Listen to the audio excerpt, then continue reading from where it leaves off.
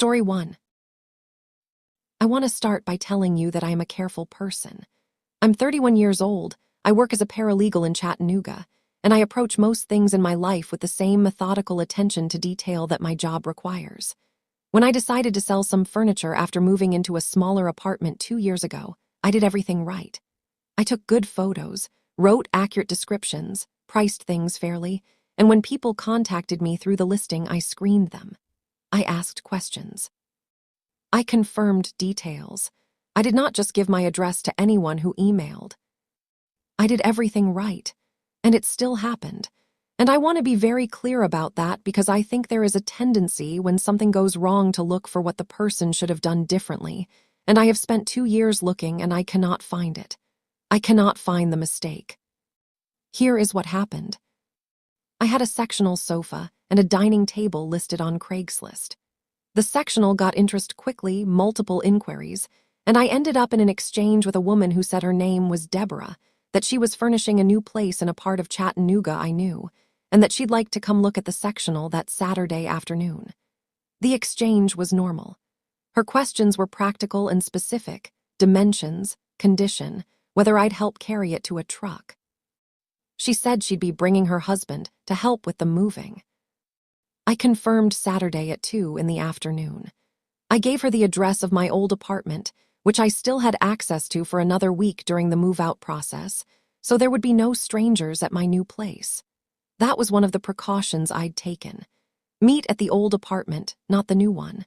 I told my friend Cassie what I was doing and went and texted her the name Deborah and the approximate time. Saturday at 2, a truck pulled up. A woman got out of the passenger side who I assumed was Deborah, mid-40s, pleasant-looking, wearing a blue jacket. She waved at me on the porch and I waved back. A man got out of the driver's side. Not particularly notable, similar age, work clothes. They came up the walk and introduced themselves as Deborah and Frank, and we went inside to look at the sectional. Everything was normal for about 5 minutes. Deborah asked practical questions about the sofa. Frank walked around it looking at the frame.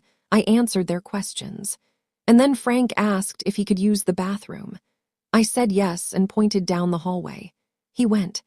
And while he was in the hallway, I noticed something that shifted the temperature of the whole interaction.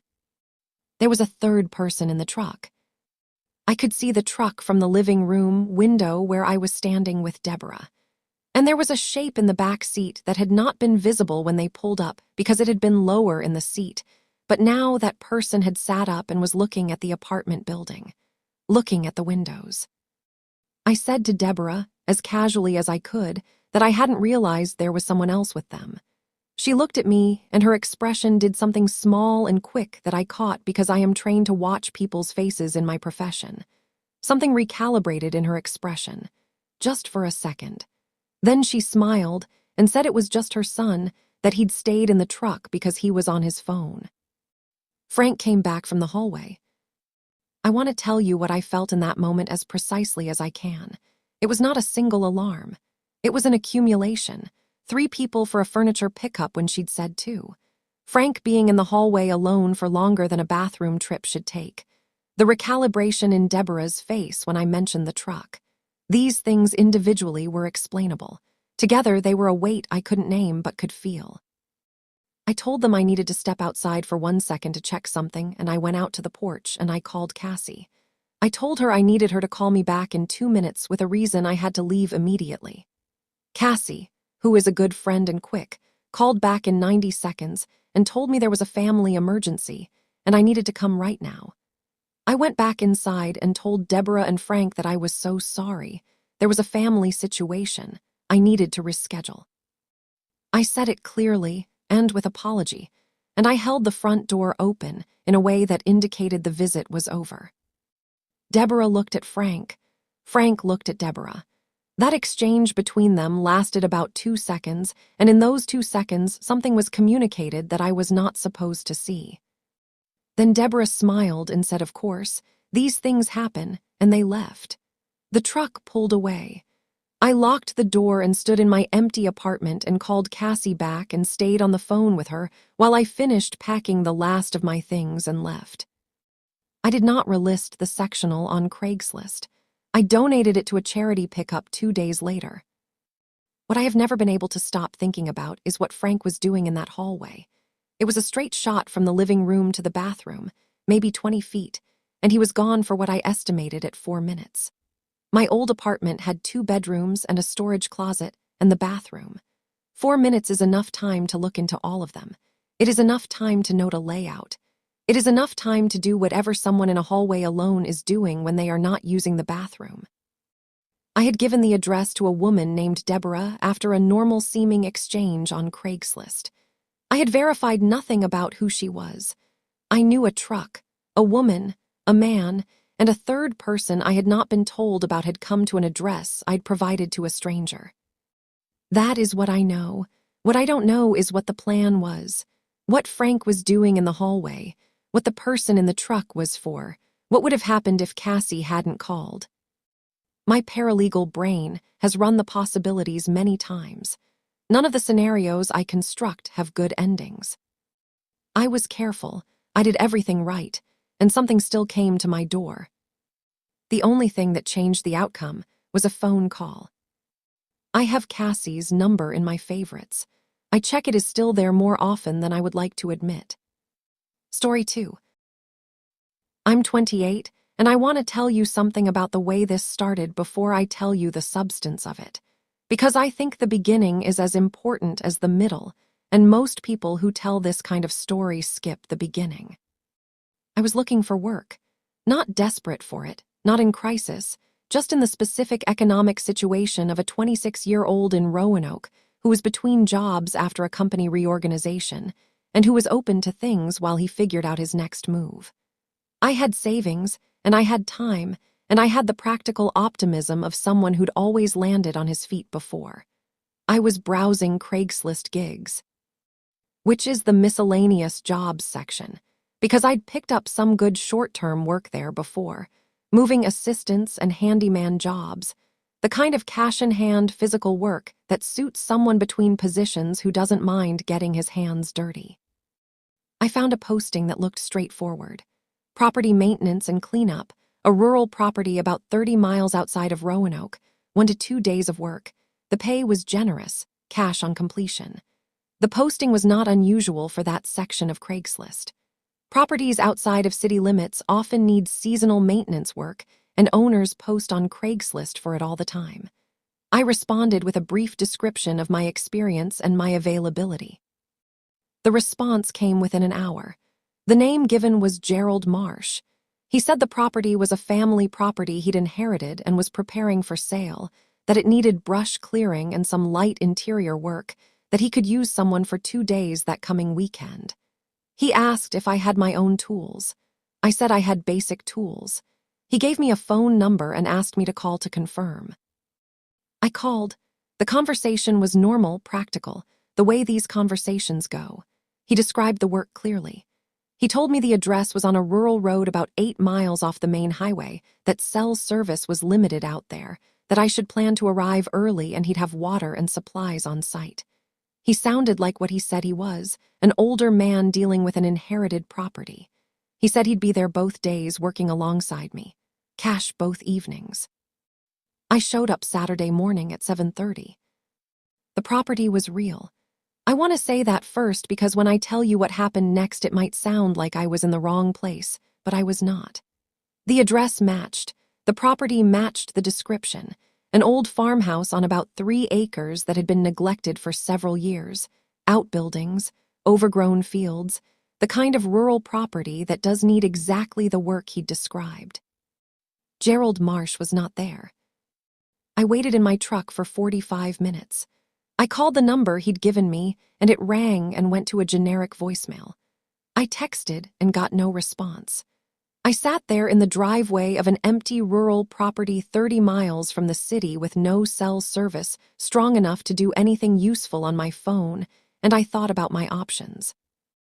I decided to wait 1 more hour and then leave. I got out of my truck and walked around the outside of the property because sitting in the truck was making me stir crazy. The outbuildings were locked. The farmhouse was locked. Everything was as you'd expect a closed-up rural property to be. I was standing at the edge of the field looking at the overgrowth when I heard a car on the road. Not turning into the driveway, just slowing on the road in front of the property. I walked back around to the front and saw a dark SUV stopped on the road, engine running, not pulling in. I could see someone in the driver's seat. I raised a hand in the general wave of someone who doesn't know if they should be waving. The SUV sat for a moment and then pulled slowly past and continued down the road. 2 minutes later, it came back from the other direction and slowed again in front of the property. Same thing. Stopped, idled, drove on. I got in my truck. I'm not someone who panics, and I want to be clear that I was not panicking. I was assessing. I was 30 miles from the city on a rural road with no cell service, at a property I had been directed to by a stranger I had never met who had not shown up, and an SUV had just done 2 slow passes in front of that property in the 5 minutes since I'd been visible from the road. I backed out of the driveway and drove away from the direction the SUV had gone both times, toward the highway. I drove at a normal speed and I watched my mirrors. About 2 miles from the property, I saw the SUV behind me. It was not tailgating. It was maintaining a distance of maybe 4 car lengths. It was there when I checked at 2 miles, and when I checked at 4 miles, and when I turned onto the secondary highway that would take me back toward the main road, it made the same turn. I drove to the first gas station I could find, which was a busy one at a rural intersection, and I pulled in and parked in a well-lit spot near the door and went inside and bought a coffee and stood where I could see the parking lot. The SUV pulled into the lot. It parked at the far end, away from the pumps, and sat there. I could not see the plates from where I was standing inside. I called the Roanoke County Sheriff's non-emergency line from inside the gas station because my cell signal was better there. I told the dispatcher exactly what I had described to you. The job posting, the no-show, the 2 passes in front of the property, the vehicle following me. She asked for a description of the SUV and the approximate location of the rural property, and she said she'd send someone to check the area and that I should stay where I was. By the time I finished, that call, the SUV was gone from the parking lot. A deputy called me back about an hour later. He told me he'd checked the property address and found it listed under a name that was not Gerald Marsh. He said there was no one at the property when he checked. He said the number I'd been given for Gerald Marsh was associated with a prepaid phone that had been active for less than a week.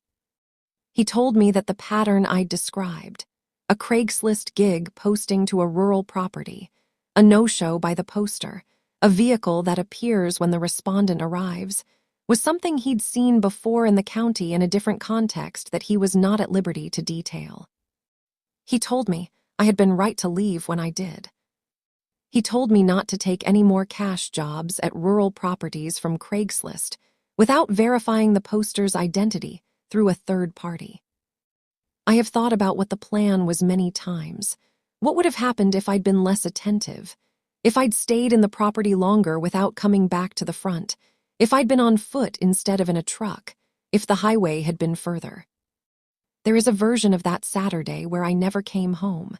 I don't know what that version looks like exactly, but I know it starts with a Craigslist posting and a name that wasn't real and a rural address 30 miles from the city and no cell service.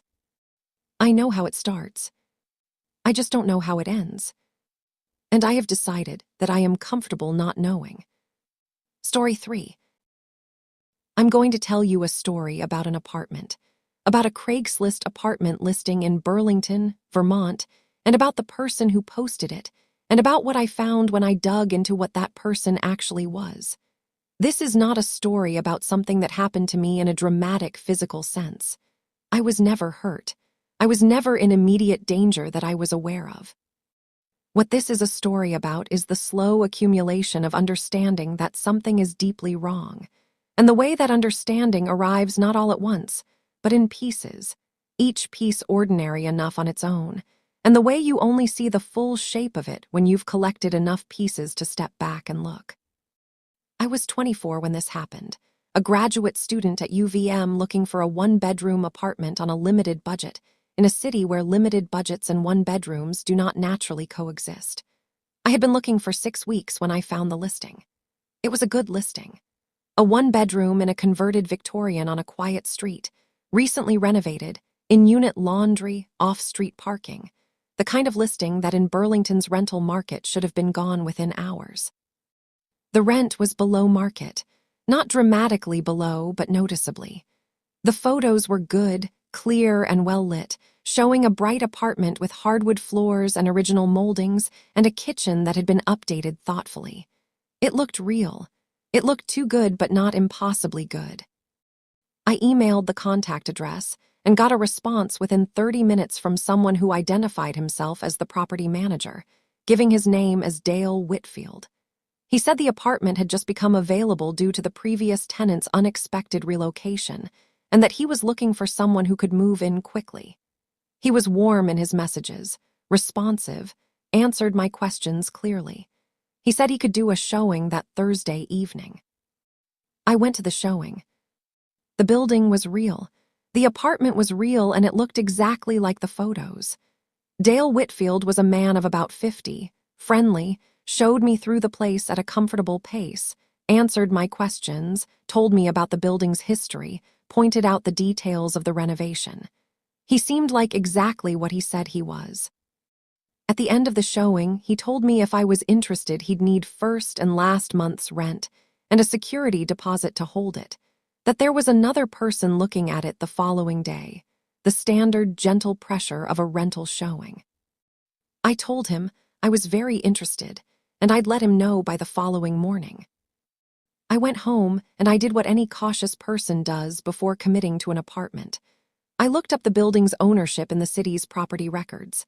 This is public information and takes about 5 minutes, and I do not understand why more people don't do it. The building was owned by an LLC.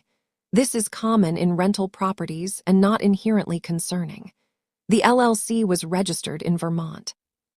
I looked up the LLC's registration, which is also public record, and found the registered agent's name. It was not Dale Whitfield.